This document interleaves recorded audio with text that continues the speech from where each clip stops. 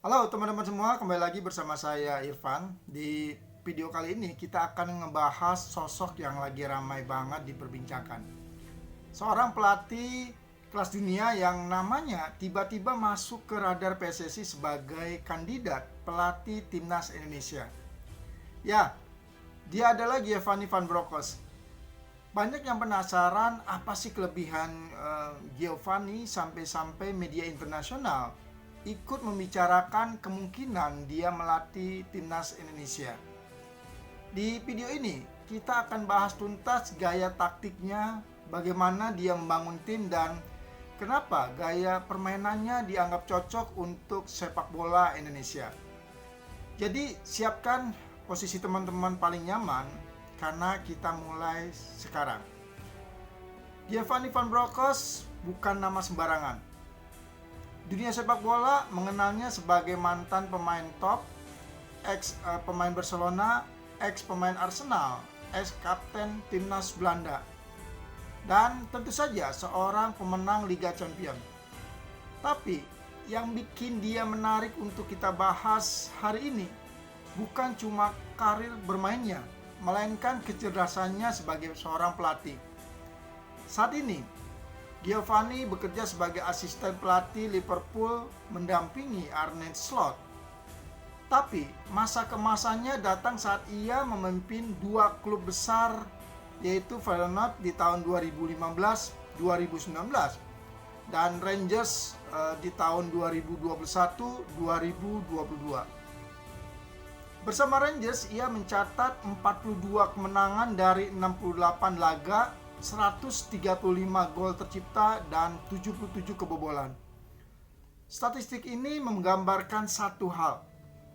Van Bronckhorst adalah pelatih dengan identitas permainan yang agresif, disiplin dan efisien. Salah satu ciri utama Van Bronckhorst adalah fleksibilitas. Dia sering memakai dua formasi utama yaitu 4-3-3 dan 4-2-3-1. Tapi yang menarik, dia tidak pernah terpaku pada angka-angka tersebut. Buat Giovanni, formasi hanyalah titik awal, pemain bisa bergeser, struktur bisa berubah, dan pola bisa menyesuaikan situasi pertandingan. Di Rangers, dalam satu laga saja mereka bisa bertahan secara rapat, lalu tiba-tiba melakukan transisi ofensif cepat hanya dalam hitungan detik.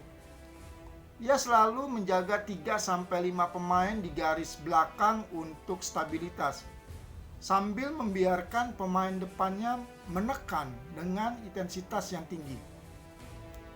Inilah pelatih yang tahu kapan harus menyerang, kapan harus menunggu, dan kapan harus melakukan overload pada area tertentu.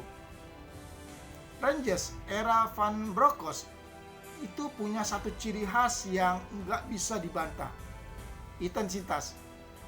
Mereka menekan tinggi, bergerak cepat, dan mengeksploitasi sisi sayap dengan agresif.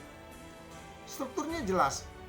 Alfredo Morelos sebagai target man, Ryan Kent, Joe Aribo, Yanis Hagi sebagai gelandang kreatif yang selalu bergerak.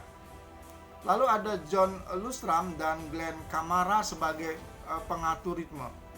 Dan jangan lupa 4 back yang nyaris tidak pernah dirotasi, yaitu James Tavernier, Connor Golson, Kelvin Bassey, dan Borna Barisic. Minim rotasi di sektor belakang berarti chemistry-nya sangat kuat. Build up-nya stabil, pemahaman antar pemain solid. Ini alasan Rangers bisa tampil konsisten bahkan di kompetisi ketat seperti Liga Eropa. Dalam bertahan, Rangers asuhannya punya struktur yang sangat rapi.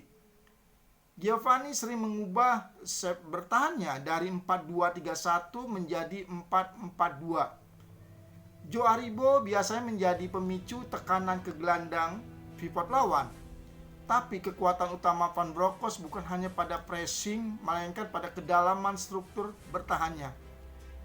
Saat lawan masuk ke area sepertiga akhir, 5 pemain langsung turun ke kotak penalti untuk menutupnya. Ini membuat Rangers sangat sulit ditembus secara vertikal. Disiplin seperti ini jarang ditemukan pada tim-tim yang bermain dengan intensitas yang tinggi. Tapi Giovanni berhasil memadukan keduanya sekaligus. Setiap kali Rangers merebut bola, mereka hampir selalu melakukan hal yang sama. Menyerang dengan cepat, tidak menunggu, tidak membangun secara pelan, langsung menusuk. Biasanya ada minimal 4 pemain yang ikut terlibat dalam serangan balik. 2 penyerang, 2 winger, kadang 1 gelandang ekstra ikut naik. Ryan Kent sering naik sejajar dengan Maroles, sementara Aribo berada sedikit di belakang memberikan opsi tambahan. Struktur transisi seperti ini membuat Rangers sangat mematikan di fase counter attack. Kalau teman-teman bayangkan, Indonesia dengan pemain-pemain cepat seperti Marcelino, Egy, atau para winger eksplosif, sistem seperti ini bakal sangat cocok. Ini yang paling banyak ditanyakan publik. Apakah gaya Van Bronckhorst cocok untuk Indonesia?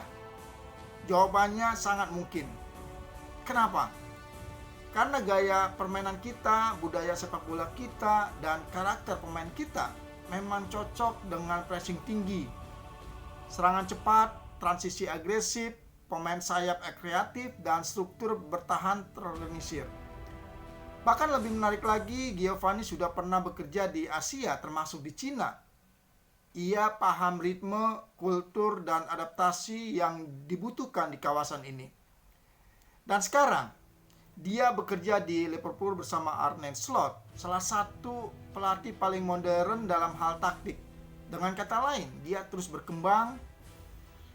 Jadi, apa yang kita dapat simpulkan bahwa Giovanni Van Bronckhorst adalah pelatih dengan identitas taktik jelas. Struktur permainan kuat, fleksibilitas sangat tinggi, transisi cepat, pressing intens, dan pengalaman Eropa yang sangat luas. Kalau dia benar-benar melatih timnas Indonesia, kita bukan hanya mendapatkan seorang pelatih, tapi seorang yang membawa sistem, identitas, dan mentalitas kemenangan. Terima kasih sudah menonton sampai akhir. Semoga pembahasan ini bisa menambah wawasan kita semua tentang calon pelatih timnas yang satu ini. Jangan lupa untuk like, komen, dan subscribe supaya channel ini terus berkembang dan bisa menghadirkan konten-konten mendalam seperti ini. Sampai jumpa di video selanjutnya. Terus dukung timnas Indonesia.